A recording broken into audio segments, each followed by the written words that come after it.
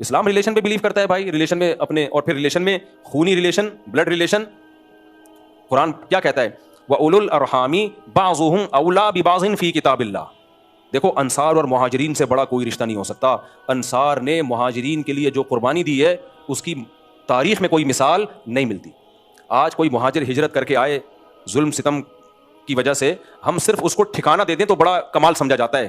غیر قوم کا آدمی تھا, اپنے ملک سے آیا, ہم نے ٹھکانہ دے دیا. ابھی تو گورنمنٹ ٹھکانے دے رہی ہوتی ہے, پرسنلی لوگ پرسنلی تو یہ کام کر نہیں رہے ہوتے. صحابہ نے صرف ٹھکانہ نہیں دیا, اپنے کاروبار میں شریک کر لیا کہ آج سے آدھا کاروبار آپ کا ہی ہے. یہ بہت بڑی دل گردے کی بات ہوتی ہے اتنے. لیکن اس کے باوجود بھی قرآن نے کیا کہا کہ انصار مہاجرین کا رشتہ اپنی جگہ, لیکن اولو الارحام جو خونی رشتے ہیں وہ سب سے پہلے ہیں. مہاجر صحابہ کو, انصار صحابہ کو سمجھایا کہ تمہارا جو بلڈ ریلیشن ہے وہ مہاجروں کے رشتے سے زیادہ, اور مہاجروں کا جو انصار سے رشتہ ہے اس میں جو ان کا بلڈ ریلیشن کا رشتہ زیادہ ہے. اتنی اہمیت ہے اسلام میں.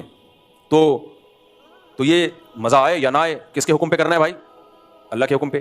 نبی صلی اللہ علیہ وسلم نے فرمایا, یہ سارے میں ان اسکالرس کے خلاف بات کر رہا ہوں جو اباحت پسندی کی طرف جا رہے ہیں. یہ بھی جائز ہے, وہ بھی جائز ہے. بھائی آسان مت بناؤ دین کو اپنی طرف سے. جتنا اللہ نے آسانی رکھی ہے وہ ٹھیک ہے, جو اللہ نے نہیں رکھی وہ ٹھیک نہیں ہے. آپ دیکھو ٹرینوں میں لوگ بیٹھے بیٹھے نماز پڑھ رہے ہیں, ان سے بولو بھائی کھڑے ہو کے نماز پڑھو, کہتے ہیں اسلام میں آسانی ہے اتنی جتنی اللہ نے دی ہے. فرض نماز کھڑے ہو کے ہوتی ہے, قبلے کی طرف رخ کرنا پڑے گا آپ کو. جہازوں میں نمازیں چھوڑ رہے ہیں, بھائی سفر ہے, بھائی چھوڑنے کی کہاں اجازت ہے؟ میدان جنگ میں اجازت نہیں ہے تو جہاز میں کہاں سے اجازت ہوگی؟ تو ہر آدمی کا اخبل طریقے سے, اب جہاں مشکل ہو نا وہاں نماز پڑھنے کا مزہ ہے. نمازی کا پتہ جب چلتا ہے بھائی جب مشکل ہو. ہم جب کینیڈا امریکہ کا سفر ہوتا ہے نا, جاتے ہوئے ایک آدھ نماز آتی ہے, کیونکہ جس سمت میں سورج چل رہا ہے اسی سمت میں ہم سفر کر رہے ہیں. واپسی پہ ٹھکا ٹھک نمازیں آ رہی ہوتی ہیں. 18-20 گھنٹے کا سفر اور مسلسل نماز پہ نہ سو سکتے ہیں, ہر وقت وضو کی فکر کہ بھائی جہازوں کے واش روم میں وضو کرنا بھی آسان نہیں ہوتا.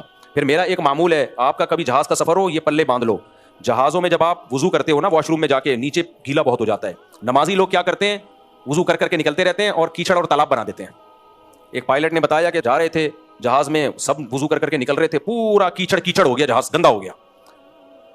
تو تبلیغی اکابر کی طرف سے یہ ہدایات نہیں ہے. تو اس میں کیا کرنا ہے بھائی, وضو ایئرپورٹ پہ کر لیں. آپ کہاں کر لیں وضو؟